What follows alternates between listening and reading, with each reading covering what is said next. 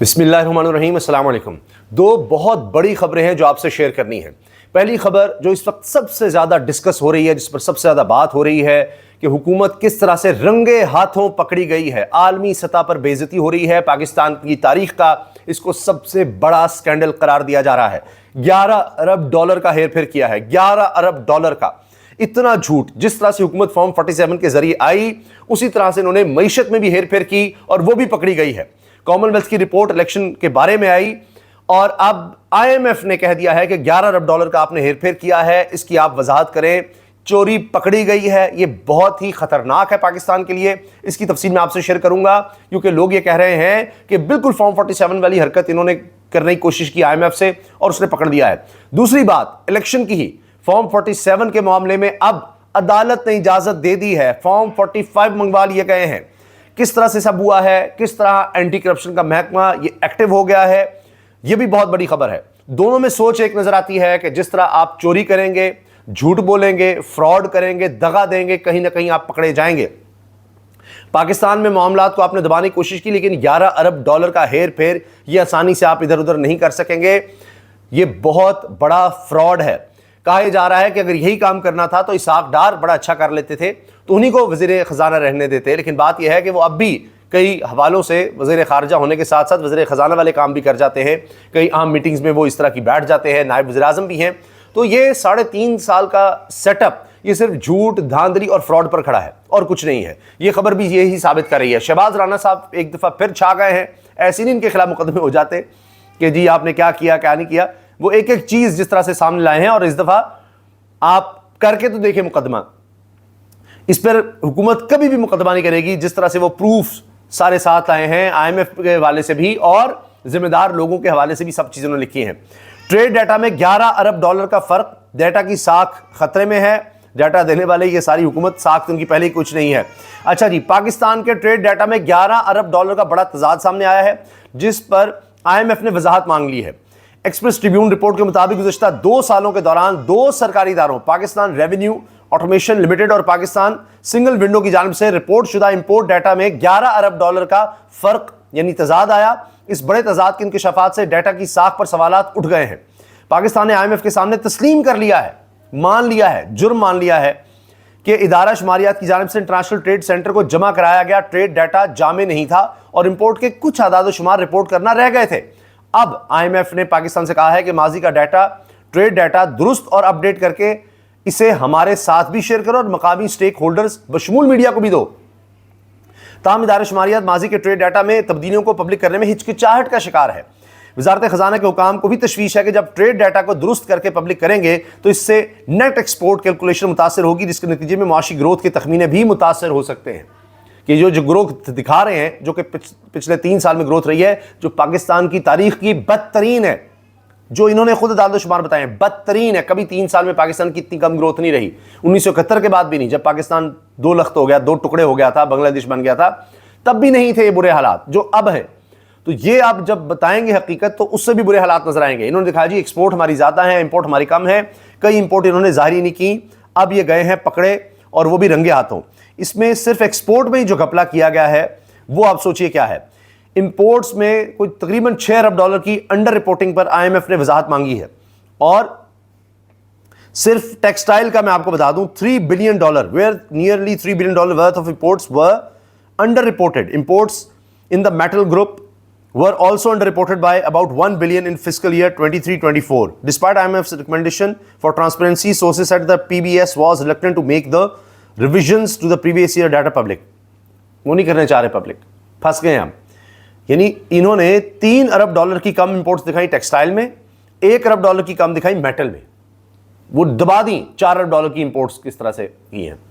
तो जब आपकी इंपोर्ट्स ज़्यादा होंगी, एक्सपोर्ट्स कम होंगी, तो आपका ये जो उन्होंने सरप्लस दिखाया था, झूठ दिखाया था कि जी हमारी एक्सपोर्ट ज़्यादा हुई है, इंपोर्ट्स कम हुई हैं, देखें हम अब कमाने लग गए हैं। नहीं, कोई कमाने नहीं लग गए।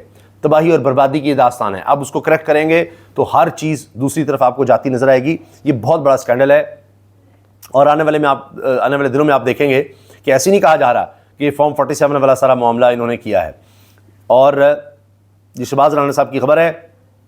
शहबाज राना ने अपने एक्सप्रेस के प्रोग्राम में कहा है प्रॉक्टर एंड गैम्बल का کیس حکومت کی آنکھیں کھولنے کے لیے کافی ہے.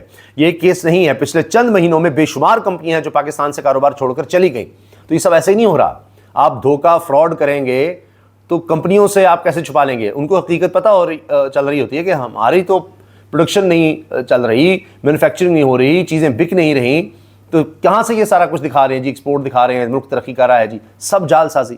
تو یہ سب دھوکے بازی پکڑی گئی ہے. اس کے علاوہ جو میں آپ سے عرض کر رہا ہوں, دوسری جو خبر ہے وہ بھی بڑی اہم ہے کہ انہوں نے کیا یہ کہ بڑی چالاکی دکھائی اور فارم 47 کے ذریعے الیکشن پر جھرلو پھیرا. فارم 45 جو لوگوں کو ملتے ہیں اب تو سب کو پتہ لگ گیا ہوا ہے, وہاں کچھ اور تھا رزلٹ, اور فارم 47 انہوں نے بنا لیے رزلٹس روک کر. اب اس میں ہوا یہ کہ خیبر پختونخوا گورنمنٹ جو کہ تحریک انصاف کی ہے, وہ معاملہ لے گئے اینٹی کرپشن کے پاس کہ انہوں نے کرپشن کی ہے. الیکشن کمیشن چلا گیا عدالت, نہیں یہ تو ہمارا کام ہے. الیکشن کمیشن نے جو جھرلو پھیرا ہے وہ تو کامن ویلتھ کی رپورٹ بتا رہی ہے. قاضی فائزہ اور سکندر سلطان راجہ صاحب کے کارنامے ان ہیروں کے, وہ تو کامن ویلتھ کی رپورٹ آ گئی ہے. اب کس طرح سے الیکشن میں بے ضابطگیاں, دھاندلی, جو کچھ کیا گیا. اب ہوا کیا ہے, اب الیکشن کمیشن بڑی مشکل میں پھنس گیا ہے, کیونکہ پشاور ہائی کورٹ نے اینٹی کرپشن فارم 45 کے مصدقہ اور غیر مصدقہ ہونے سے متعلق انکوائری کو قانون کے مطابق قرار دے دیا ہے. یہ فارم 45 لے کر آئیں, دیکھا جائے گا یہ صحیح ہیں, غلط ہیں, جعلی تو نہیں, اور اینٹی کرپشن محکمہ اس کو دیکھے گا. ہائی کورٹ نے اجازت دے دی ہے. اینٹی کرپشن خیبر پختونخوا نے ریٹرننگ پریزائڈنگ افسران کے خلاف فارم 45 انکوائری کا دائرہ کار بڑھانے کا فیصلہ کیا ہے. عدالت کے حکم کے بعد صوبے کے مزید 11 حلقوں کے امیدوار درخواست دے کر فارم 45 کے حوالے سے انکوائری شروع کروا سکتے ہیں. مشیر اینٹی کرپشن بریگیڈیئر ریٹائرڈ مصدق عباسی صاحب نے اس بارے میں بتا دیا ہے. اب حکومت کو لینے کے دینے پڑ گئے ہیں. اب آپ اندازہ لگائیے یہ سب ہو رہا ہے. کسان چیخ رہے ہیں. جنرل سیکرٹری کسان ونگ پنجاب محمد اعجاز شفیع لاہور پریس کلب میں کہا کہ سیلاب کی تباہ کاریوں کو 20 دن گزرنے کے باوجود ابھی تک حکومت کا بس گا گے گی سے کام چلا رہی ہے. انہیں بحالی کا کام ان کے لیے شروع نہیں کیا گیا. ابھی تو جناب کوئی مہینہ انہوں نے سروے میں لے جانا ہے, اور اس کے بعد دیکھیں گے کس کو کیا ملتا ہے کس کو نہیں. یہ صرف وعدے ہی ہیں حکومت کے. افسوسناک واقعہ برطانیہ سے رپورٹ ہوا ہے.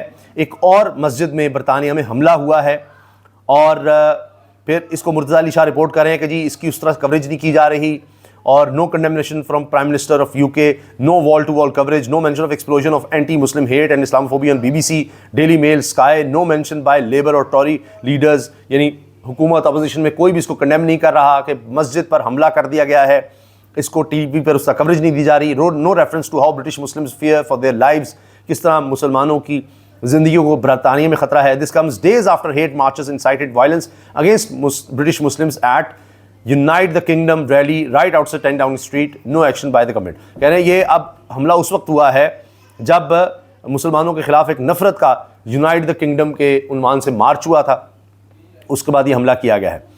ایک عمران افروز واقعہ جو میں آپ سے شیئر کرنا چاہ رہا ہوں. گلوبل سموتھ فلوٹیلا کے گرفتار رکن نے اسرائیلی جیل میں اسلام قبول کر لیا. اللہ اکبر. دیکھیے ذرا, گلوبل سموتھ فلوٹیلا کے گرفتار رکن نے اسرائیلی جیل میں اسلام قبول کیا ہے. ترک خبر رساں ایجنسی کے مطابق فلوٹیلا میں شامل کشتی ماریا کرسٹن کے اطالوی کپتان, اٹالین تھے جی کپتان, توماسو بورٹولازی نے اسرائیلی فوج کی جانب سے گرفتار کیے جانے کے بعد جیل میں اسلام قبول کر لیا. اسرائیل جیل سے رہائی کے بعد ترکی پہنچنے پر میڈیا سے بات کرتے توماسو نے کہا کہ وہ اس لیے فلوٹیلا میں شامل ہوئے کیونکہ ان کے خیال میں یہی وہ بہترین کام تھا جو فلسطین کے لیے کر سکتے تھے. کشتیوں کا قافلہ جو فلسطینیوں کی امداد کے لیے گیا تھا, وہاں تمام لوگوں کو گرفتار کر لیا گیا, جس میں سینٹر مشتاق بھی ہیں پاکستان کی طرف سے. تو تقریباً 500 لوگ تھے. توماسو نے کہا کہ اسرائیل جیل میں گزرا وقت بہت ہی سخت تھا. ان کے ساتھی ترکیے سے اور ان میں تقریباً سبھی مسلمان تھے. توماسو کے مطابق ان کے ساتھ جب جیل میں نماز ادا کرتے تو اسرائیلی فوجی انہیں روکتے تھے. انہیں اس کی مخالفت کرنے کی ضرورت محسوس ہوئی اور انہیں کلمہ پڑھا. توماسو کا کہنا تھا کہ انہوں نے خود اس کا انتخاب کیا اور بہت خوش ہیں. انہیں ایسا لگا جیسے ان کا دوسرا جنم ہوا ہو, یعنی وہ دوبارہ پیدا ہو گئے ہوں بطور مسلم.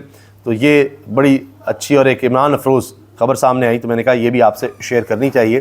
باقی جی اب آپ یہ دیکھ لیں حکومت کی چوریاں جس طرح پکڑی جا رہی ہیں, دن بدن ان کے لیے مشکلات بڑھ رہی ہیں. اب یہ ظاہر ہے کہ کیونکہ اخلاقی طور پر ان کے پاس جواز نہیں ہے حکومت کا, تو یہ اب یہی کرتے ہیں کہ جی جبر و تشدد کے ذریعے کام چلائیں. ورنہ آپ دیکھیے معیشت میں ان کی 2 نمبریں پکڑی جا رہی ہیں, الیکشن میں تو پہلے ہی رپورٹس آ گئی تھیں. تو ملک کے سارے نظام کو یہ 2 نمبری سے چلا رہے ہیں اور کچھ نہیں ہے. اجازت دیجیے, اللہ حافظ.